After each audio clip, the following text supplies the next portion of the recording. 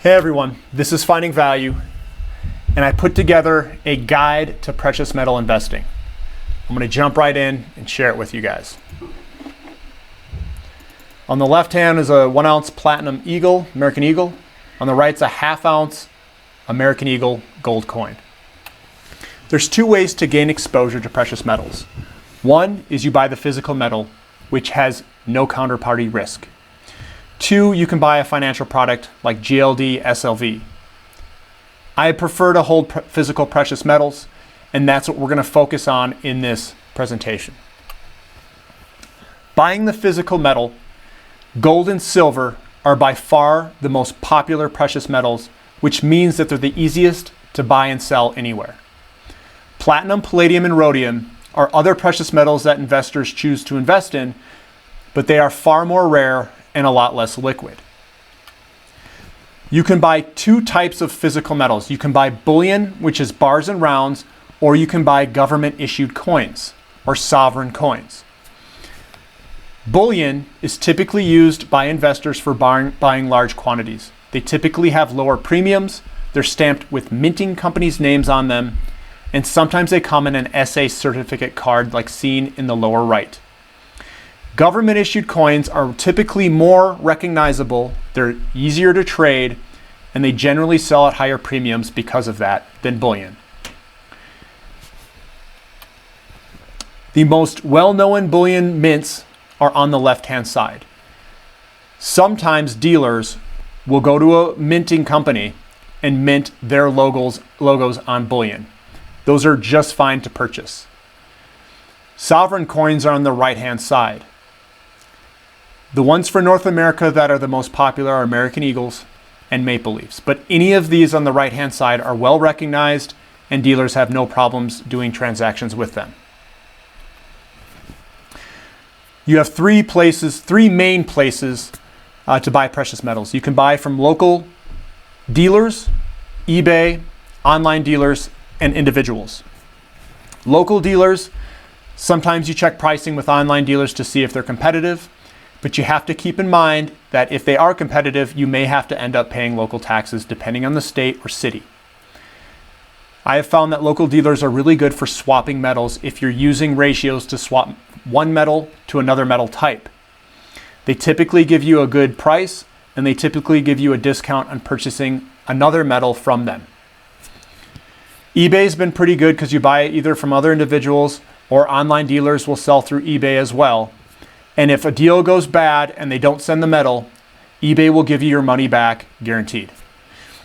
Online dealers, these are the ones that I've purchased through, and they are all excellent dealers. I would highly recommend any of them. When you purchase physical metal, you're going to pay what's called a spot price plus a premium. That premium depends on the physical demand at the time.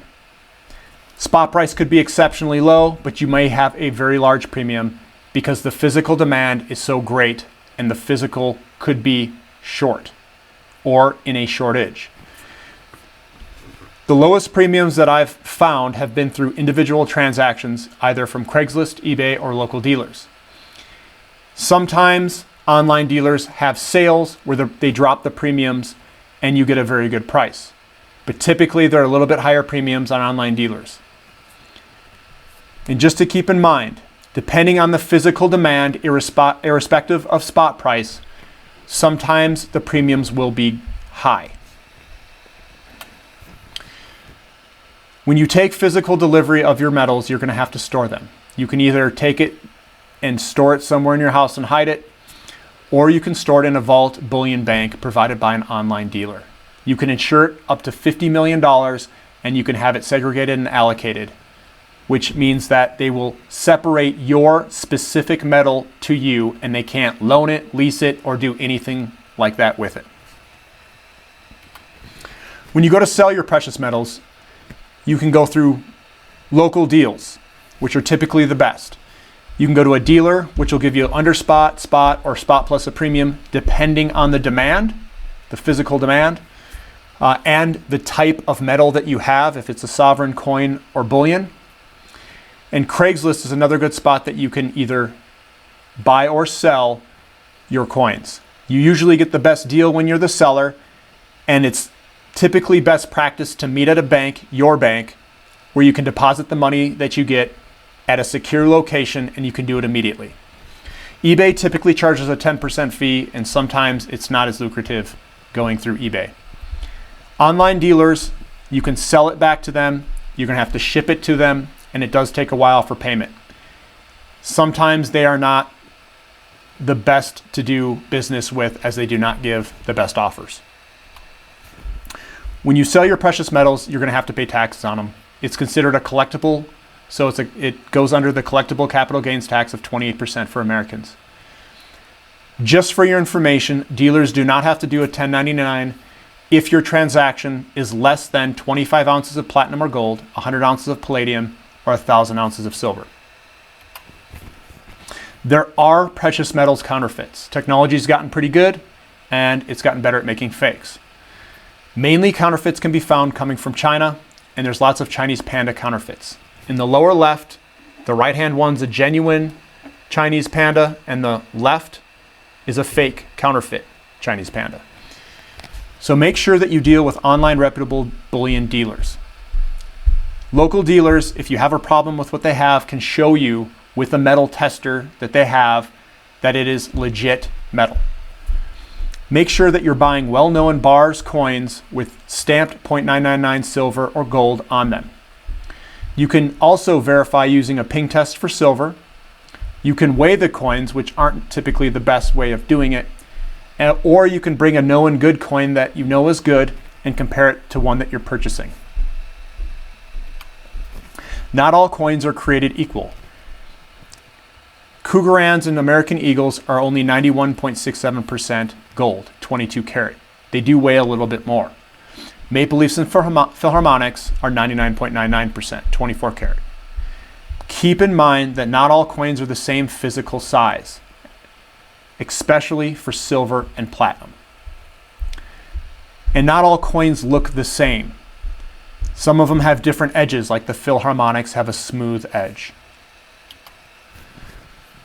When you want to look at real-time spot prices, the best way of doing that is looking at online bullion dealer prices, on sites. APMEX, Kitco, and JM Bullion. Kitco is typically the one that I go to. You can also look and chart at stockcharts.com, and you want to type in dollar gold, dollar silver, dollar plat, dollar palladium. They update the pricing after the market close, but it gives you a nice chart. And if you're interested in ratio investing, which I do, you can type in dollar gold, dollar silver. That is a gold to silver ratio. I think that every investor should have some precious metals in their portfolio.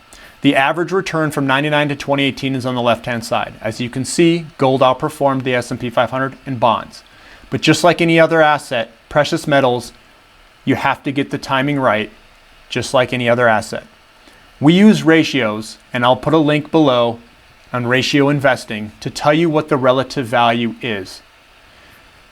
Gold is a tier 1 asset. Banks hold it as a reserve. It is final payment. Precious metals do have advantages and risks. The advantages is it's a good hedge against inflation. It does exceptionally well under real negative rates. It's a safe haven. The precious metals are driven off of supply and demand. A lot are used in industry. They have no credit or debt risk, and they have a lower negative correlation to other assets like stocks and bonds. The risks is if you buy them out of cycle, they can go down in paper price. But we use a ratio to determine relative value, and you can see in the lower right-hand side, I put up a ratio chart just as an example. But they also can be stolen and they can be damaged. So what bullion coins are the best to invest in? And I would say that it depends on where you are located in the world. If you're in North America, Maple Leafs and American Eagles are well recognized, and almost everyone has a higher demand for these sovereign coins. Other popular coins are Britannias, Kookaburras, Kangaroos, and if you're in Europe, Eagles, Philharmonics, and Krugerrands are very popular.